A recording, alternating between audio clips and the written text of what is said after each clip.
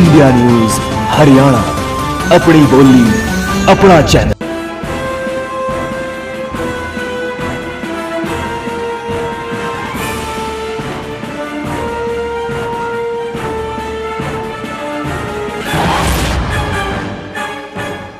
Break के बाद एक बार फिर से आप सभी का स्वागत है। बड़ी बहस देख रहे हैं आप, और बड़ी बहस में आज हम चर्चा कर रहे हैं कि बीजेपी का जो आरोप पत्र आएगा विधानसभा चुनावों में वो कितना असरदार होगा। बीजेपी इसमें किस किस मुद्दे पर जगह देगी, किस किस मुद्दे को उठाएगी। हम ये भी चर्चा कर रहे हैं कि कांग्रेस पार्टी के पास इसका जवाब क्या होगा। हम चर्चा कर रहे हैं कि प्रदेश में राजनीतिक दलों की रणनीतियां क्या होंगी विधानसभा चुनाव के मद्देनजर। शक्ति, आप किस तरह से देखते हैं? विज साहब ने जवाब दिया, उन्होंने कहा कि वो बिजली, पानी, किसान, भ्रष्टाचार, भेदभाव, इन सारे मुद्दों को जगह देंगे। कांग्रेस पार्टी ने कहा ऐसा नहीं है, हर सरकार काम करती है, कहीं कुछ चूक रह जाती है, लेकिन ओवरऑल अच्छा काम किया है। कुल मिलाकर आरोप पत्र के बहाने जो चुनावी सियासत करने की कोशिश हो रही है, वॉर रूम के बहाने जिस तरह से अपनी सियासत को बचाने की, चमकाने की कोशिश हो रही है, यहां जो मुकाबला है वो कितना दिलचस्प आपको नजर आ रहा है? शक्ति जी बिल्कुल राजीव जी, आपने देखा अनिल विज जी ने कहा कि सेंटर में नरेंद्र मोदी का एक चेहरा था जिसकी वजह से इतनी बड़ी जीत हासिल हुई। 7 सीटें अपने अपने दम पर हरियाणा में जीती हैं बीजेपी ने, ऐसा पहली बार हुआ है। तो मैं विज साहब से एक तो बात ये पूछना चाहूंगा, वरिष्ठतम नेताओं में हैं वो, आपात जैसा कि मैंने पहले भी कहा था, आपातकाल के समय से वो राजनीति देखते आ रहे हैं, करते आ रहे हैं। उन्होंने बहुत उलटफेर हरियाणा में देखे हैं, और पहली बार ऐसा मौका आया है कि बीजेपी भी ये सोच रही है कि उनका भी मुख्यमंत्री हरियाणा में हो सकता है। तो विज साहब से एक तो ये सवाल मैं पूछना चाहता हूं, क्या हरियाणा में, सेंटर में तो मोदी थे, लेकिन हरियाणा में कौन होगा? क्या उनके पास मोदी जैसा चेहरा हरियाणा में भी है जो अपने दम पर जीत दिला सकता है? देखिए, ये अभी हमारा प्रबंधन हस्ता के साथ है, और उसके बारे में अभी हमारे केंद्रीय नेतृत्व ने उस पर अभी कोई मोहर नहीं लगाई है कि हमको गठबंधन के साथ चलना है, गठबंधन की शर्तों में कोई बदलाव करना है, या हमें अकेला चलना है। जब उसका फैसला हो जाएगा तो हरियाणा में भी एक अच्छा चेहरा जनता को दिया जाएगा। और उसके साथ साथ मैं ये भी बताना चाहता हूं कि नरेंद्र मोदी ने जो नारा दिया था कि कांग्रेस मुक्त भारत का निर्माण करने का, उस नारे का पहला पड़ाव हमने पार कर लिया। हमने लोकसभा से कांग्रेस को उखाड़कर फेंक दिया, लेकिन वो काम अभी पूरा नहीं हुआ है नरेंद्र मोदी का। वो काम अभी आगे जारी है। अभी विधानसभाओं से भी हमने कांग्रेस को उखाड़कर फेंकना है, ताकि विधानसभा से जो राज्यसभा के सदस्य चुनकर जाएं।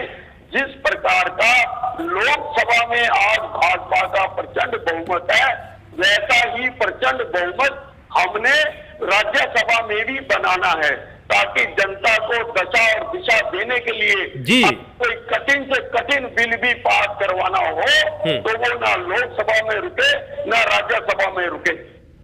मोदी जी की जो मोदी जी का जो प्रभाव है वो हरियाणा में भी काम करेगा, और हरियाणा में भारतीय जनता पार्टी। अच्छा विज साहब बहुत ईमानदारी से, शक्ति ने बताया कि आप वरिष्ठतम नेताओं में शुमार हैं। विज साहब, शक्ति ने यह कहा कि आप वरिष्ठतम नेताओं में शुमार हैं। इससे आगे बढ़कर एक कदम हम यह भी कहेंगे कि आप कुछ उन नेताओं में शुमार हैं जो बड़ी बेबाक टिप्पणी रखते हैं, कोई फर्क नहीं पड़ता कि कोई नाराज होगा या खुश होगा।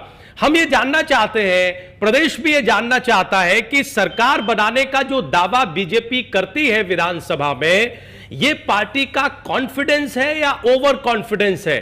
क्या वाकई पार्टी को यह लगता है कि लोकसभा चुनाव में 7 सीटें और 52 विधानसभाओं की बढ़त लोकसभा चुनाव में उसे सत्ता तक पहुंचा सकती है? बहुत ईमानदारी से विज साहब।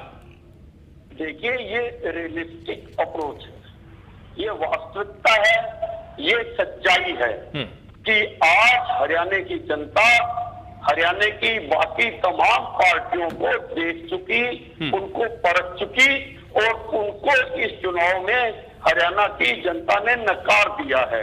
और 34.8% का वोट शेयर देके हमें ये संदेश दिया है कि आप आगे बढ़ो। हमने केंद्र में भाजपा की सरकार बना दी है और उसी मटेरियल की हम हरियाणा में भी सरकार बनाना चाहते हैं। विशाल जो बात आप कह रहे हैं, विशाल जो बात आप कह रहे हैं, ये विपक्षियों को क्यों नहीं दिखती है? ये कांग्रेस पार्टी को क्यों दिखाई नहीं देती? ये इंडियन नेशनल लोकदल को क्यों नहीं दिखाई देती? और बार बार ये आरोप क्यों लगता है कि बीजेपी के पास संगठन नहीं है, बीजेपी के पास कैंडिडेट्स नहीं है? अगर वो लोकसभा में कैंडिडेट्स का जुगाड़ नहीं कर पाए तो विधानसभा में कैसे कर पाएंगे? ये अच्छी बात है कि जो वोट प्रतिशत आपको मिला है लोकसभा चुनाव में वो उत्साहित करने वाला है, लेकिन उस वोट प्रतिशत पर कैंडिडेट्स खड़े करना और विधानसभा में बहुमत जुटाना दो अलग अलग चुनौतियां हैं। विशाल देखिए, विपक्षी पार्टियों को तो मैं सेटिस्फाई नहीं कर सकता, इनको तो जनता सेटिस्फाई करेगी। ये लोकसभा के चुनाव में भी ऐसी ही बातें करते थे, लेकिन जनता ने इनको जवाब दे दिया। और आज जो हम आरोप पत्र तैयार कर रहे हैं या जो विजन डॉक्यूमेंट तैयार कर रहे हैं, उस पर हमें अपोजिशन पार्टियों का बस डॉक्टर साहब आ रहे हैं नहीं चाहिए, वो हम जनता। अच्छा विशाल, मुख्य मुकाबला किससे होगा? बीजेपी अगर सत्ता की लड़ाई लड़ रही है लोकसभा चुनावों के नतीजों से उत्साहित होकर, तो आपका मुकाबला किससे होगा? क्या सत्ताधारी कांग्रेस पार्टी से आपकी लड़ाई होगी या फिर जो मुख्य विपक्षी पार्टी है इस विधानसभा में इंडियन नेशनल लोकदल, वो आपके मुकाबले में होगी? देखिए, मैं आपको बता रहा हूं कि ये बात बिल्कुल स्पष्ट हो चुकी है, क्योंकि भूपेंद्र सिंह हुड्डा रोज कह रहे हैं कि हमारी लड़ाई भाजपा के साथ है, और इनेलो भी रोज कहती है हमारी लड़ाई भाजपा के साथ है। तो यानी केंद्र बिंदु जो है वो भाजपा है, और भाजपा को इन दोनों पार्टियों ने ये मान लिया है कि भाजपा ही आज बड़ी पार्टी है और हमें इसके साथ लड़ना है। बस सर जी। अच्छा विशाल, एक बात और बता दीजिए, गठबंधन का भविष्य क्या रहने वाला है? क्योंकि आप उन नेताओं में शुमार हैं जिनकी राय गठबंधन के बारे में सबको पता है। आपने अभी परसों ही ये कहा था कि राजनाथ जी के यहां बैठक होने वाली थी, इसमें गठबंधन का भविष्य तय होना था, लेकिन वो बैठक टल गई या नहीं हो पाई। प्रदेश के नेताओं की राय लोग जानते हैं, गठबंधन का भविष्य आपको क्या दिखाई दे रहा है विशाल?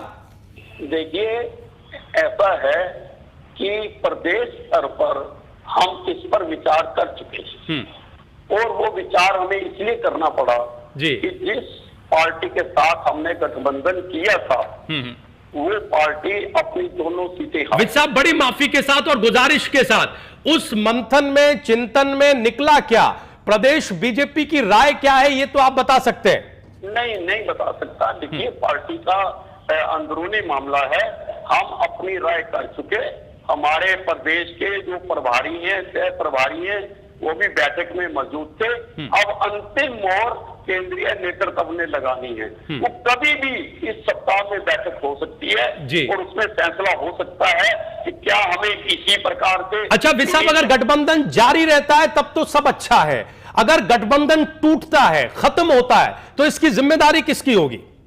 उसका भी जवाब देंगे जब समय आएगा। अभी समय नहीं आया, जब समय आएगा हम उसका भी नहीं, फिर भी चूंकि आप लोग ये कहते रहे कि परिस्थितियां बदल गई हैं, बदली परिस्थितियों में हमें विश्लेषण करना पड़ रहा है, हजका को भी जरा विश्लेषण करना चाहिए, इसलिए हम जानना चाहते हैं, प्रदेश जानना चाहता है कि अगर ये गठबंधन टूटता है, हम ये मानकर चल रहे हैं कि नहीं टूटेगा, लेकिन अगर ये टूटता है तो इसकी जिम्मेदारी किसकी होगी? हरियाणा जनहित कांग्रेस की या भारतीय जनता पार्टी की या फिर परिस्थितियों की, लोकसभा चुनाव के नतीजों की? विशाल, आप ये ध्यान रखें, आप बेबाक टिप्पणियों के लिए जाने जाते हैं विशाल। मैं बिल्कुल, और इसलिए हमने जनता को समय समय पर सारी स्थिति से अवगत कराते आ रहे हैं जी। हमने कोई चीज लोगों को सब कुछ बताते आ रहे हैं, और अंतिम फैसला जब तक हमारा केंद्रीय नेतृत्व नहीं कर सकता, हम उसके आगे की बात नहीं कह सकते हैं।